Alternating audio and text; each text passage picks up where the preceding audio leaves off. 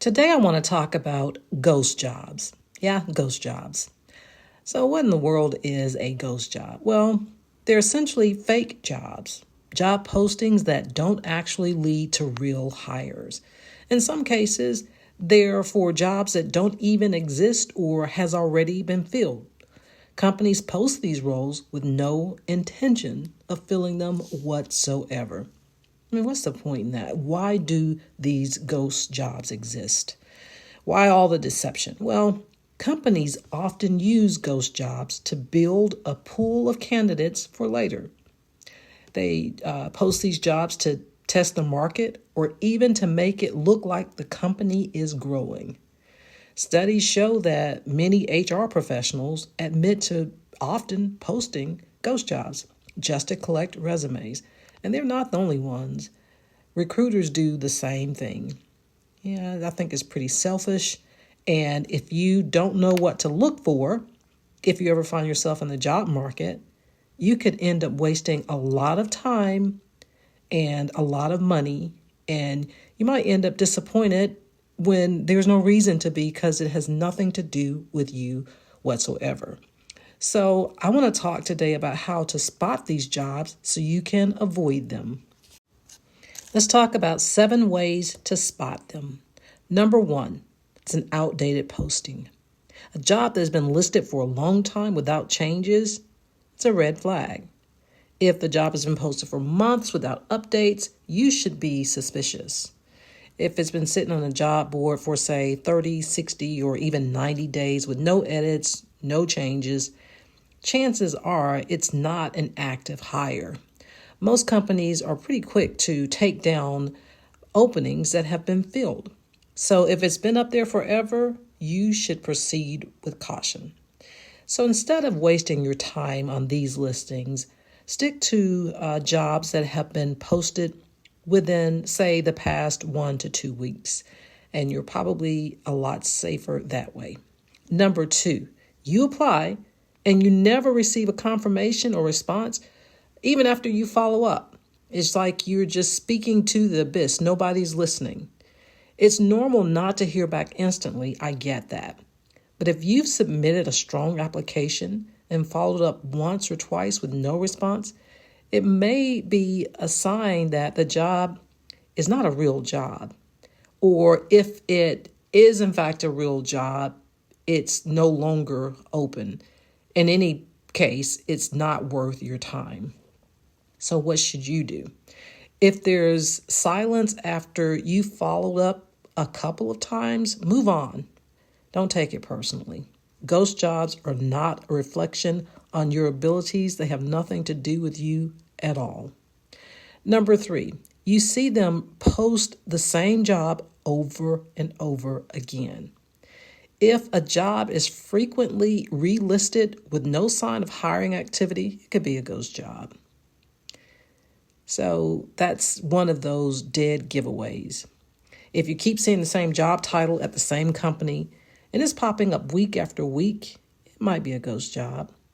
And they're just recycling that ghost job to give the appearance that the company is growing or so that they can continue to collect resumes. So what you should do in this case is go to LinkedIn, or if you know someone at the company, and find out whether they have truly posted a job for a new opening. You can also check the company's career pages. Sometimes it's there, but I will say this is one of the suggestions that people often recommend. That is that you look at the company's website. I don't know that that's always true, but you can certainly try that. I have hired many people, and I can honestly say I never post those job openings on my firm's website. So that could go either way, but it absolutely doesn't hurt you to try. Number 4, the job has no application deadline or sense of urgency. They seem to be just chilling. If the posting doesn't list a timeline or mention when interviews will begin, it could be just a placeholder rather than being an active opening. Again, not something you want to waste your time on. So instead, you should look for postings that include specific timelines or clear next steps, so you're not just wondering what next. If nothing's mentioned, check the company's career page. Like I said before, you can check LinkedIn also. And at the end of the day, if everything feels vague or open-ended, maybe you should just move on and not waste your time or money. Sometimes these job interviews can get really expensive. Number 5, vague and generic language. Descriptions that lack specific responsibilities, requirements, or company details are a major red flag. You see a job opening and you're not exactly sure what you're going to be doing, how much you're going to get paid, what the requirements are for the job. That's just too little. I mean, again, don't waste your time on these jobs. You can pick up the phone and call the company and find out whether or not there truly is an opening. And again, do some due diligence and see if it's listed elsewhere, but that's a major red flag. Number 6, the job is missing from the company website.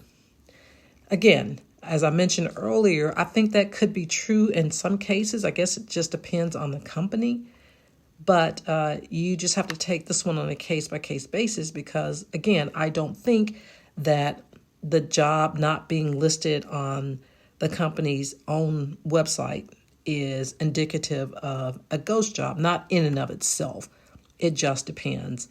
I don't, again, for my law firm, I've handled lots of hiring, and I have been in charge of placing the job on a third-party website, and not once in my 20 plus years of having my firm have I listed a job on my firm's website. So if it looks suspicious, you can always pick up the phone and call the company and find out whether or not there really is an opening. And number 7, lack of company details. If you can't find recent information on the company's hiring trends or employee reviews or on sites like Glassdoor, maybe even on LinkedIn, something might be off there. It's really hard. I mean, we are living in a time where jobs are just scarce. I don't know when it was ever so bad. And so a lot of you might be out looking for jobs. And I just think that it makes sense to get ahead of it and recognize some of the scams, because there are lots of scams out there, and some of these bad faith tactics like ghost jobs, which I think is just, it's totally selfish of employers to do this, post jobs like this. But, you can't change what they are doing. All you can do is be prepared for it. And like I said, get ahead of it. So make it a point to try to find other people who work for the company, again, on LinkedIn or wherever else. Use your connections and make sure that before, especially if you're having to spend money to travel to interview for the job or anything like that, before you do any of that, take the time to make sure that what you're looking for, what you're trying to get is real. See you next shift.